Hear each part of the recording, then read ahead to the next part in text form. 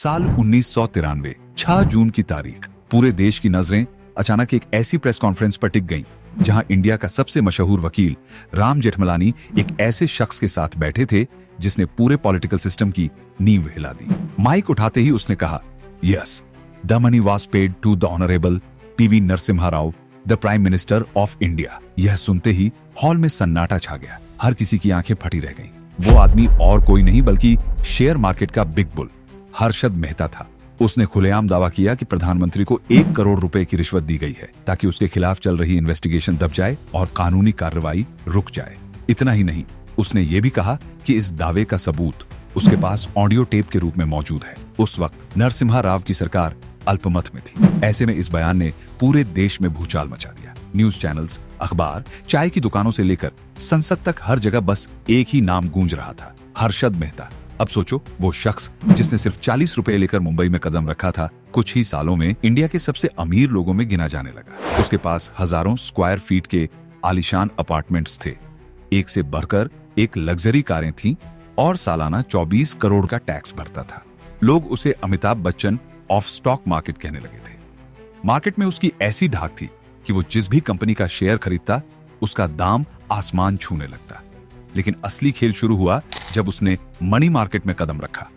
वहां उसने banking system की कमजोरियों को ढूंढा और उसी का फायदा उठाकर 4000 करोड़ का घोटाला कर दिया।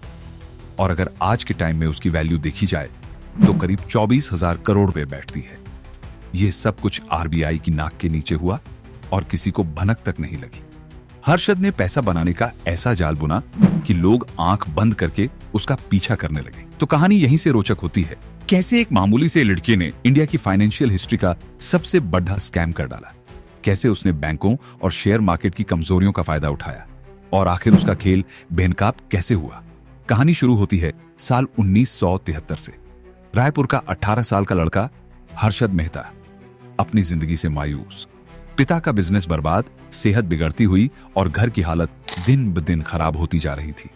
लेकिन हर्षद के अंदर कहीं ये आग थी कि उसे ये हालात बदलने ही होंगे। इसलिए उसने ठान लिया कि वो उस शहर जाएगा जो उसके सपनों को हकीकत में बदल सकता था, मुंबई। मुंबई पहुंचकर हर्षद ने लाला लाजपत राय कॉलेज में एडमिशन लिया और पढ़ाई के साथ छोटे मोटे काम करने लगा। शुरुआत में उसने प्लास्टिक स्क्रैप इकट्ठा करके बेचा, फिर सीमेंट की ट्रेडिंग तक की। कई बार पैसों की कमी की वजह से खुद कंधे पर सामान उठाकर डिलीवरी करता। धीरे धीरे उसका पूरा परिवार भी रायपुर से मुंबई शिफ्ट हो गया। कॉलेज खत्म होते ही साल 1977 में हर्षद को न्यू इंडिया एश्योरेंस कंपनी में क्लर्क की नौकरी मिली। सैलरी थी सिर्फ 6,600 रुपए सालाना। उसका भाई अश्विन मेहता भी आईसीआईसीआई में काम करने लगा। दोनों भाई नौकरी के साथ साथ छोटे मोटे बिजनेस भी ट्राई करते रहे, लेकिन बड़ी कामयाबी हाथ नहीं लगी। एक दिन दोनों भाइयों ने फैसला किया, अब और नहीं, अब अपनी किस्मत मार्केट में आजमाएंगे। उस दौर में बीएसई में ट्रेडिंग रिंग होती थी, जहां सारे सौदे हाथ से होते थे। कोई इलेक्ट्रॉनिक ट्रेडिंग नहीं, यहाँ सिर्फ ब्रोकर और जॉबर को एंट्री मिलती थी। जॉबर का काम होता था अपने क्लाइंट्स के लिए खरीद फरोख्त करना। हर्षद जब पहली बार उस रिंग में पहुंचा तो उसने खुद से कहा, मुझे यहीं खेलना है और जीतना है। लेकिन उसके लिए जॉबर बनना जरूरी था। उसने ब्रोकर पी अंबालाल से बार बार रिक्वेस्ट की, तब जाकर उसे जॉबर का बैज मिला। पर किस्मत ने उसका पहला इम्तिहान वहीं लिया। पहले ही दिन 2000 का नुकसान हो गया। लेकिन हर्षद हार मानने वालों में से नहीं था। उसने कहा, यह नुकसान नहीं, मेरी पहली फीस है। अगले कुछ महीनों में उसने अपनी स्किल्स पर जमकर मेहनत की और जल्द ही मार्केट के सबसे तेज और स्मार्ट जॉबर्स में गिना जाने लगा। उसे समझ आ गया कि असली खेल सिर्फ खरीद बिक्री का नहीं है। बड़े पैसे कमाने हैं तो कंपनी की इनसाइड जानकारी दूसरों से पहले चाहिए। हर्षद ने ऐसे लोगों से रिश्ते बनाने शुरू कर दिए जो उसे कंपनियों के अंदरूनी हालात बता सके। जैसे लेबर यूनियनों के लीडर्स, वो उनसे प्रोडक्शन का डाटा लेता। अगर प्रोडक्शन बढ़ा तो शेयर खरीदे, अगर गिरा या स्ट्राइक होने वाली हो तो पहले से बेचकर बच निकलता। आज इसे इनसाइडर ट्रेडिंग कहा जाता है और यह गैर कानूनी है, लेकिन उस वक्त यह बिल्कुल लीगल था। धीरे धीरे हर्षद सिर्फ दूसरों के लिए ट्रेड नहीं कर रहा था, बल्कि अपना पैसा 1982 तक हर्षद मेहता ने इनसाइडर ट्रेडिंग से अच्छा खासा पैसा बना लिया था और मुंबई में एक बड़े घर में शिफ्ट हो चुके थे। लेकिन हर्षद सिर्फ इसी तक सीमित नहीं रहना चाहते थे। उन्होंने सोचा, अब वक्त है एक नई चाल चलने का। और यहीं से शुरू हुआ उनका अगला दांव, पंप एंड डंप। इस टेक्निक में वो किसी अंडरवैल्यूड शेयर की भारी मात्रा खरीद लेते। सप्लाई कम होने से शेयर की कीमत अचानक ऊपर चली जाती और जब मार्केट उस शेयर पर टूट पड़ता तो हर्षद अपनी होल्डिंग्स बेचकर मोटा मुनाफा कमा लेते। इस स्ट्रेटजी ने उनका कॉन्फिडेंस इतना बढ़ा दिया कि उन्हें लगने लगा अब मार्केट में कोई उन्हें हरा ही नहीं सकता। लेकिन किस्मत का असली इम्तिहान अभी बाकी था। मानो दुनिया को सीधा मैसेज दिया हो, मैं हर्षद मेहता हूं और मुझे गिराना इतना आसान नहीं। इस मूव ने उसकी इज्जत को दोगुना कर दिया। चाय की टपरी से लेकर ट्रेडिंग रिंग तक हर जगह बस एक ही चर्चा थी, बिग बुल ने कमाल कर दिया। बेयर्स शॉक में थे, लेकिन असलियत ये थी कि इस खेल में हर्षद को 1.5 करोड़ का झटका लग चुका था। पर वो झुकने वाला इंसान नहीं था। उसने राख से उठकर फिर से अपना साम्राज्य खड़ा किया। ग्रो मोर अब सिर्फ छोटे इन्वेस्टर्स के लिए नहीं बल्कि बड़े बड़े इंस्टीट्यूशनल क्लाइंट्स के लिए भी काम करने लगी और देखते ही देखते इंडिया की सबसे बड़ी ब्रोकिंग फर्म्स में शामिल हो गई। लेकिन अंदर से हर्षद बेचैन था। उसने आईने में खुद को देखा और बुदबुदाया, क्यों सारी जिंदगी दूसरों का पैसा घुमाऊं? अब वक्त है कि मैं खुद खेलूं और जीतूं। पैसा भी मेरा, प्रॉफिट भी मेरा। लेकिन इसके लिए उसे चाहिए था पूरी एक नई दुनिया का दरवाजा खोलना, और वो दरवाजा था मनी मार्केट। ये मार्केट आम लोगों के लिए नहीं था। यहां सिर्फ बैंक खेलते थे। 15 दिन के लोन, करोड़ों के ट्रांजैक्शन और गवर्नमेंट सिक्योरिटीज का असली जुआ। लेकिन सबसे दिलचस्प हिस्सा था बैंक रिसिप्ट्स। मनी मार्केट दरअसल बैंकों का अपना छोटा सा खेल था। यहां बैंक एक दूसरे को 15 दिन के लिए शॉर्ट टर्म लोन देते थे। मान लो सिटी बैंक के पास 100 करोड़ रुपए अतिरिक्त पड़े हैं और वो उन्हें काम में लगाना चाहता है। दूसरी तरफ बैंक ऑफ अमेरिका को 100 करोड़ की जरूरत है। ऐसे में सिटी बैंक उसे लोन दे देगा। बदले में बैंक ऑफ अमेरिका अपने 100 करोड़ के एसेट्स गिरवी रखेगा, जो आमतौर पर गवर्नमेंट सिक्योरिटीज या बॉन्ड्स होते थे। 15 दिन बाद बैंक ऑफ अमेरिका लोन और इंटरेस्ट वापस करके अपनी सिक्योरिटीज ले लेगा। लेकिन इस खेल में एक छोटा सा ट्विस्ट था। असल में सिक्योरिटीज कभी हाथों हाथ ट्रांसफर नहीं होती थी। उनकी जगह बैंक एक बैंक रिसीप्ट यानी बीआर जारी करता था। यह बीआर उस बैंक का प्रॉमिस लेटर होता था। अगर हमने पैसा नहीं लौटाया तो हमारी सिक्योरिटीज तुम्हारी। इस तरह बीआर पूरी डील को आसान और सुविधाजनक बना देता था। और इन्हें करवाने के लिए बीच में ब्रोकर्स होते थे। ब्रोकर्स का रोल सिंपल था, 2 बैंकों को आपस में कनेक्ट करना और इसके बदले मोटी ब्रोकरेज फीस कमाना। और यही हर्षद ने ठान लिया, अब वक्त है इस गेम में उतरने का। मैं भी मनी मार्केट का सबसे बड़ा ब्रोकर बनूंगा। लेकिन किस्मत का असली इम्तिहान अभी बाकी था। 18 मार्च 1982, जिसे बाद में लोग ब्लैक थर्सडे कहने लगे। सुबह मार्केट सामान्य तरीके से खुला, सब कुछ ठीक ठाक लग रहा था। लेकिन दोपहर करीब 2 बजे अचानक शेयर मार्केट ऐसे टूटना शुरू हुआ कि 15 मिनट में पूरा सिस्टम हिल गया। उस सदी का सबसे तेज गिरावट वाला दिन, और नतीजा हर्षद पर 10 लाख का नुकसान। नुकसान इतना बड़ा था कि ब्रोकर का कर्ज चुकाने के लिए उसे अपनी पत्नी की ज्वेलरी तक गिरवी रखनी पड़ी। घर का खर्च कई महीनों तक अश्विन की पत्नी ने उठाया, जो एक फ्रीलांस ब्यूटिशियन थी। लेकिन हर्षद हार मानने वालों में से नहीं था। उसने अपने भाई से कहा, यह खेल खत्म नहीं हुआ है, अब असली वापसी होगी। जून 1982 में दोनों भाइयों ने फिर से मार्केट में कदम रखा। इस बार एक छोटे से ऑफिस से अपनी खुद की ब्रोकिंग फर्म शुरू की, ग्रो मोर कंसल्टेंट्स। उनका मकसद था अमीर लोगों का पैसा स्टॉक मार्केट में लगाना और उन्हें हाई रिटर्न्स दिलाना। स्टार्टअप कैपिटल भी बड़े अजीब तरीके से आया। अश्विन के ससुर से मिले कुछ लाख और एक चार्टर्ड अकाउंटेंट से थोड़ा कैश। बस यहीं से ग्रो मोर की गाड़ी चल पड़ी। हर्षद की नजर चाय कंपनियों पर गई। उस वक्त टी लीव्स के रेट 4 रुपए किलो से ऊपर चले गए थे। मतलब इन कंपनियों का प्रॉफिट बढ़ने वाला था, लेकिन उनके शेयर अब भी मार्केट में अंडरवैल्यूड थे। हर्षद ने तुरंत अपने क्लाइंट्स के लिए मैकल रसल, टाटा टी और हैरिसन मलयालम जैसी कंपनियों में जमकर इन्वेस्ट किया। साल भर में इन कंपनियों के शेयर आसमान छूने लगे और क्लाइंट्स को जबरदस्त रिटर्न मिला। ग्रो मोर का नाम चारों तरफ फैल गया। लोग लाइन लगाकर अपनी सेविंग्स इसमें डालने लगे। 1985 तक हर्षद को लोग स्टॉक मार्केट का जादूगर कहने लगे थे। लेकिन सफलता का यह दौर एक और बड़े तूफान को जन्म दे रहा था। मार्केट का पुराना खिलाड़ी, एक बेयर, मनु मानिक, उसे हर्षद की लगातार बढ़ती ताकत रास नहीं आ रही थी। मनु शॉर्ट सेलिंग का उस्ताद था।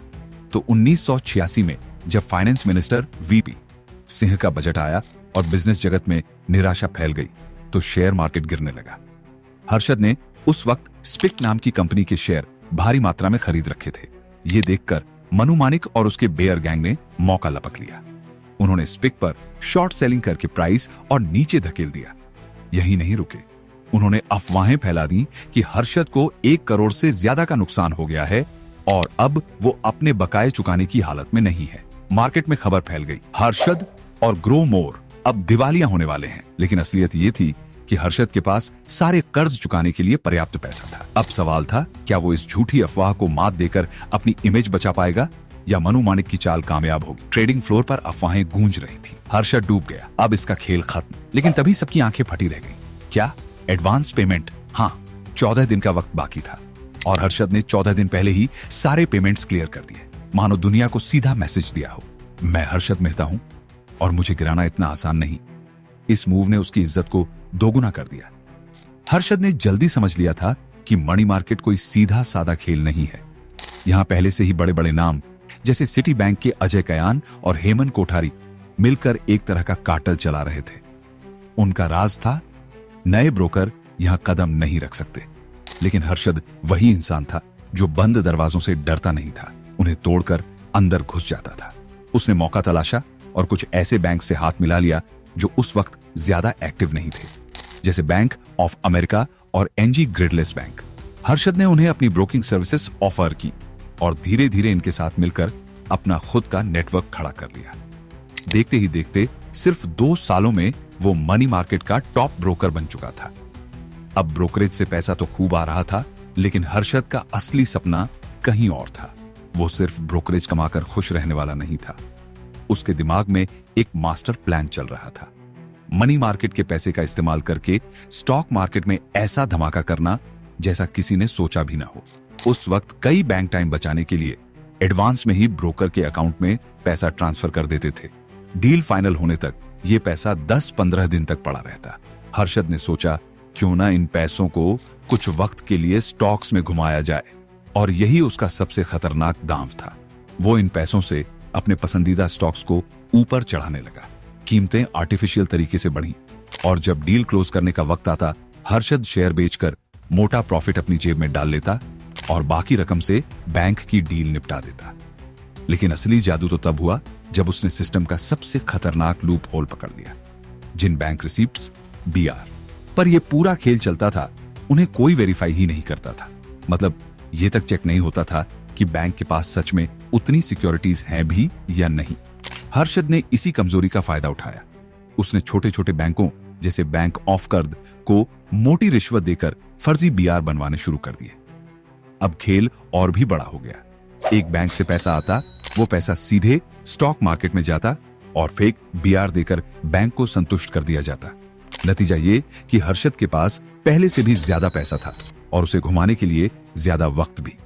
साल 1990 से लेकर 1992 तक यही पैसा शेयर मार्केट को आसमान पर ले गया।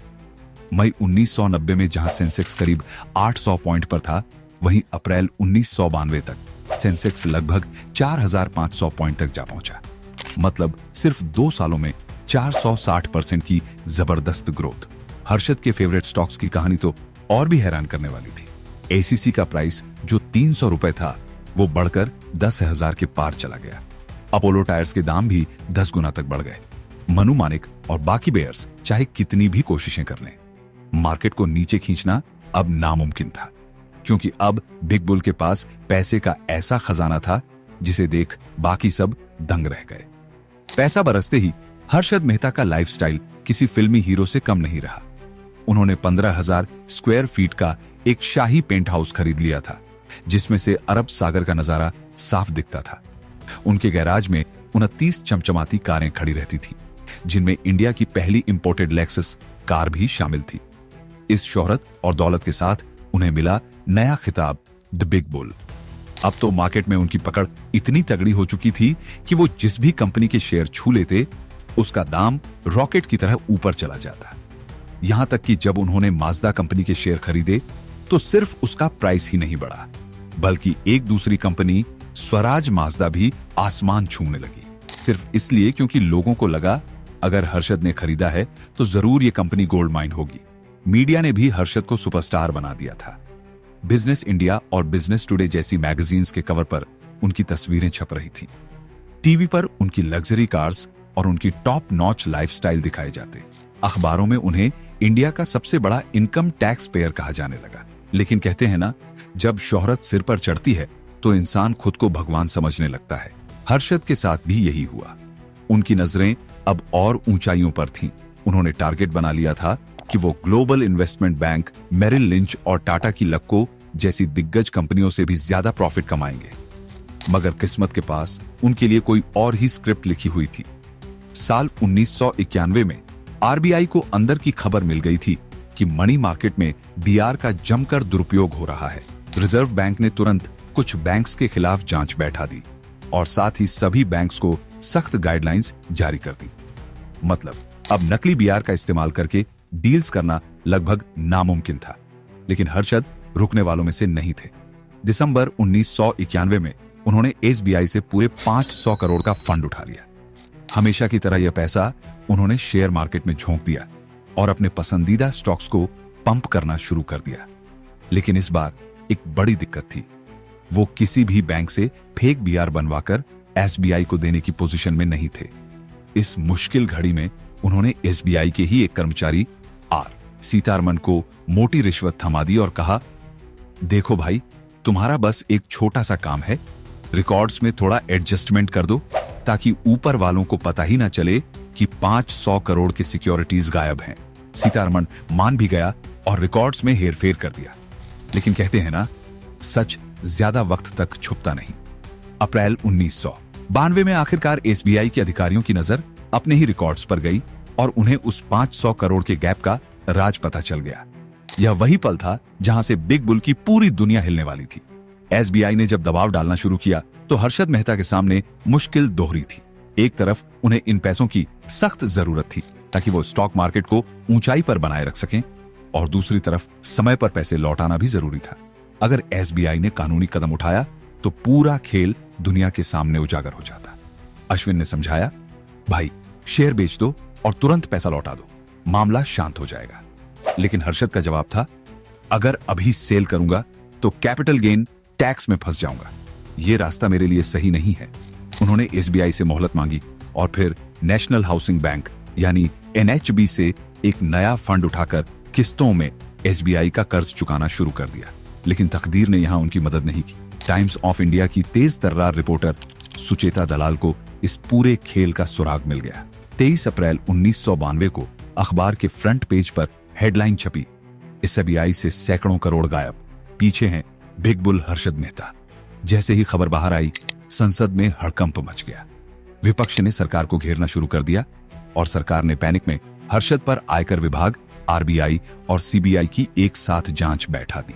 एक एक करके राज खुलने लगे और पूरे देश को पता चला कि किस तरह बैंकों के पैसे का इस्तेमाल करके सालों तक शेयर मार्केट को कृत्रिम रूप से ऊपर चढ़ाया गया। बाजार में अफरा तफरी मच गई। हर्षद के पसंदीदा स्टॉक्स सबसे ज्यादा गिरने लगे। लाखों छोटे निवेशक डूब गए। बैंक ऑफ कर्द और मेट्रोपॉलिटन को ऑपरेटिव बैंक जैसे छोटे बैंक जिन्होंने फेक बीआर जारी किए थे, सीधे ढह गए। जब इस पूरे स्कैम का साइज गिना गया तो आंकड़ा 4000 करोड़ से भी ऊपर था।